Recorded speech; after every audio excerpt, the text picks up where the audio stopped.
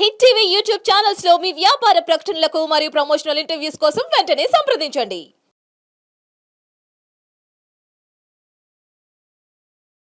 కాబట్టి పితృదేవత కార్యక్రమం తండ్రి గారు శ్రాద్ధం చేయాలి. సరే యథావిధిగా శ్రాద్ధం చేయాలంటే మనకు భోక్తలు కావాలి విశ్వ దేవస్థానానికి. అలాగే వసురుద్రాదిత్య అంటే పితృస్థానానికి, అలాగే కొందరు శ్రాద్ధరక్షకుడైనటువంటి మహావిష్ణు స్థానానికి భోక్తలు కావాలి.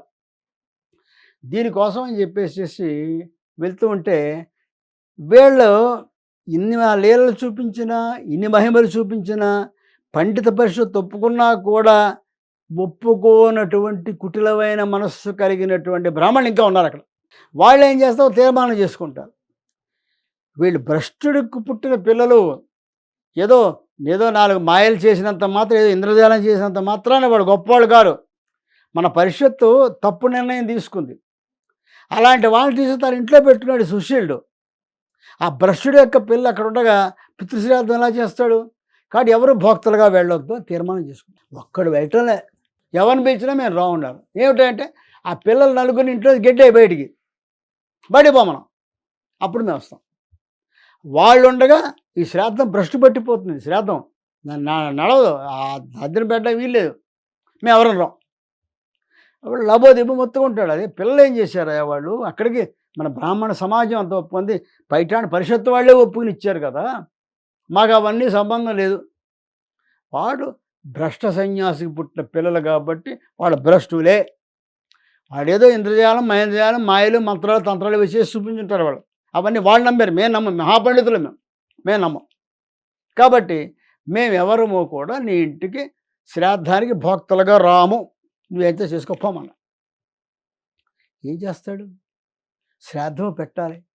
పాపం కన్నీరు మున్నీరు అయిపోయి ఇంటికి వచ్చి ఏడుస్తూ కూర్చుంటాడు ఈ సుశీలుడు. వస్తారు, ఈ నలుగురు వస్తారు.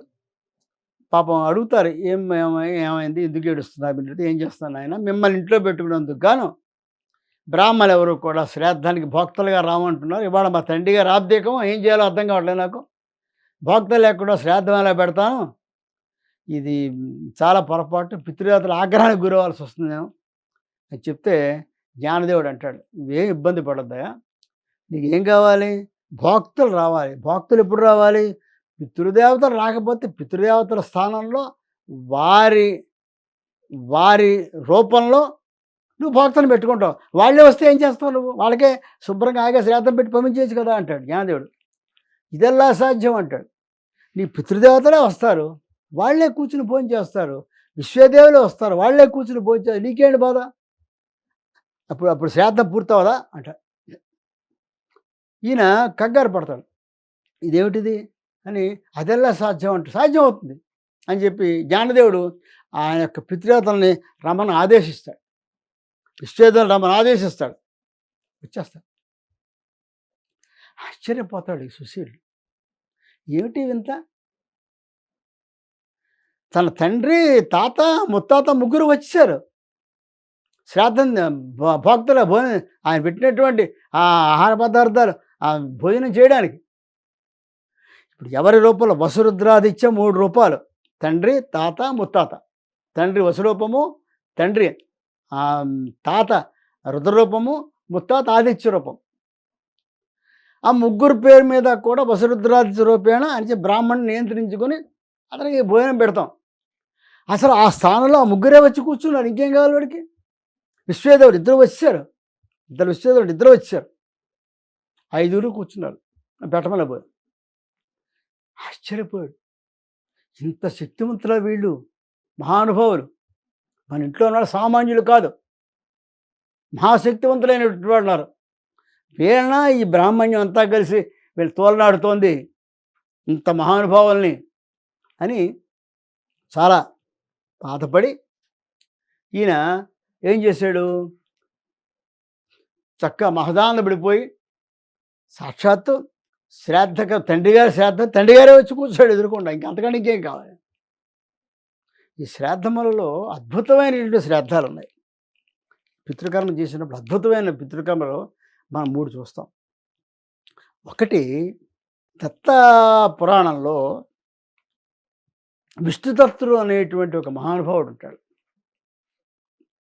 సుశీలమ్మ, విష్ణుదత్తుడు అని.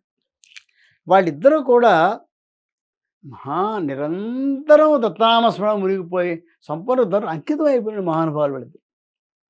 అంతటి అద్భుతమైనటువంటి దంపతులు వాళ్ళు, మహాభక్తులు. అయ్యో కొన్ని పరీక్షలు అయిన తర్వాత దత్తుడు సాక్షాత్కరిస్తాడు, ప్రత్యక్ష దర్శనం ఇస్తాడు విష్ణుదత్తుడికి.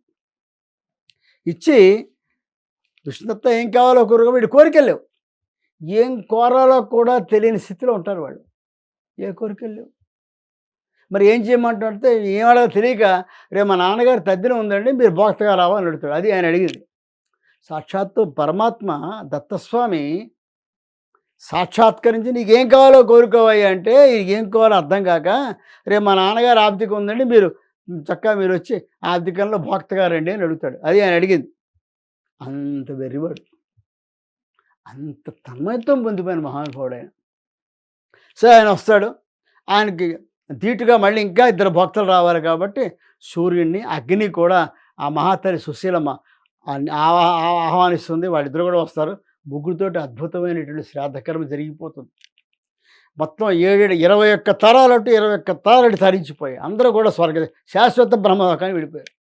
ఎందుకంటే అక్కడ భక్తుల సామాన్యుల సాక్షాత్తు దత్తప్రభు, పరబ్రహ్మ, పరతత్వం, సమస్త సృష్టిని శాసించేటువంటి మహానుభావుడు ఆయన కూర్చున్నాడు. భక్త సాక్షాత్ ప్రత్యక్ష పరమేశ్వరుడు సూనారాయణమూర్తి అక్కడ కూర్చున్నాడు. అగ్నిదేవుడు కూర్చున్నాడు. ఈ ముగ్గురిని పెట్టి ఆయన అద్భుతమైనటువంటి పితృకర్మ చేసుకున్నాడు విష్ణుదత్తుడు. అంతటి మహానుభావుడు ఇక నభూతం ఇంక పుట్టడం. అంతటి అద్భుతమైన శ్రాద్ధం జరిగింది అక్కడ. అదేవిధంగా శంకర విజయంలో కూడా మనకి ఒక అద్భుతమైన శ్రాద్ధకర్మ కనబడుతుంది. మండన మిశ్రుడు అని చెప్పేసి ఒక మహానుభావుడు శంకర విజయంలో కథ చెప్తున్నా.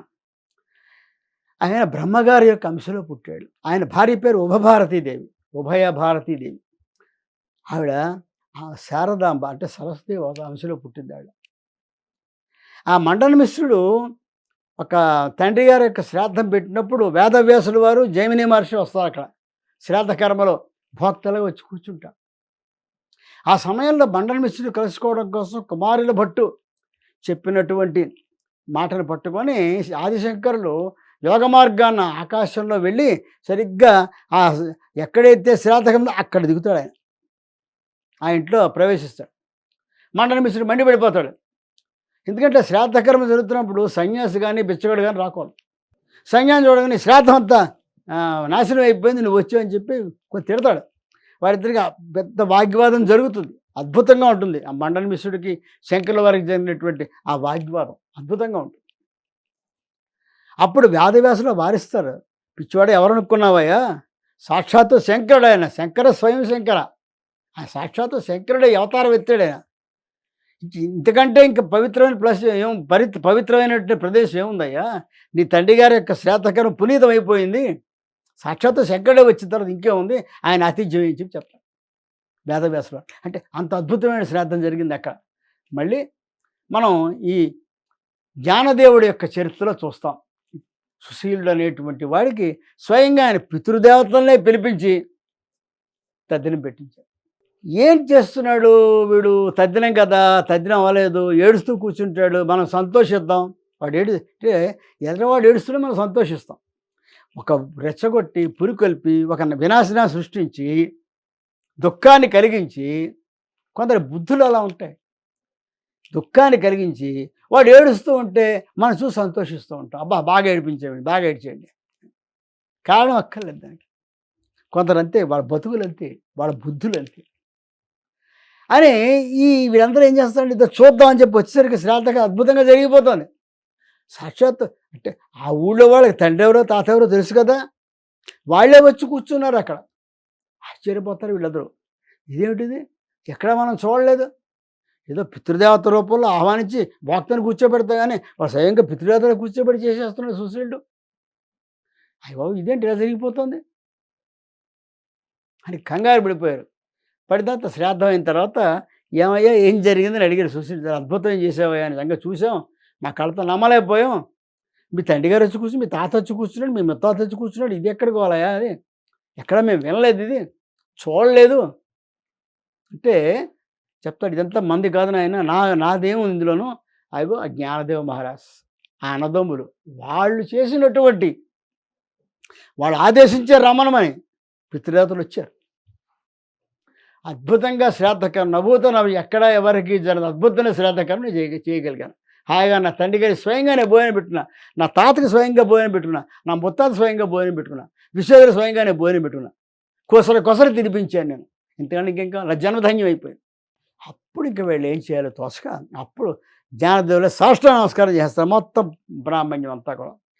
నాయన నువ్వు సామాన్యుడు కాదయ్యా, సాక్షాత్తు హరిస్వరూపుడు నీవు, మీ అన్నదమ్ములందరూ కూడా సామాన్యుడు కాదు, దేవతాంశ సంభూతులు మీరు, కాబట్టి మీ అందరికీ మేము దాసోహం ఉంటాం. ఎందుకంటే ఇంత అద్భుతమైన లీలలు ఎక్కడ వాళ్ళు ఏదో చెప్పారు, దున్నపోచేత వేదాలు చదివించేవని మేము చూడలే, చెప్పుకున్నారు. కానీ ప్రత్యక్షంగా మేము చూస్తున్నాం నీ లీలని, సామాన్య విషయం కాదు.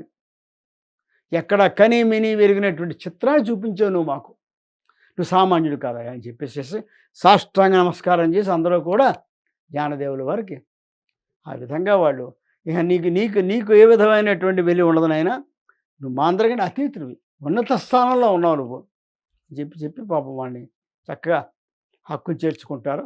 అందరూ బానిస అక్కడ అలా నడిచిపోతూ ఉంటుంది.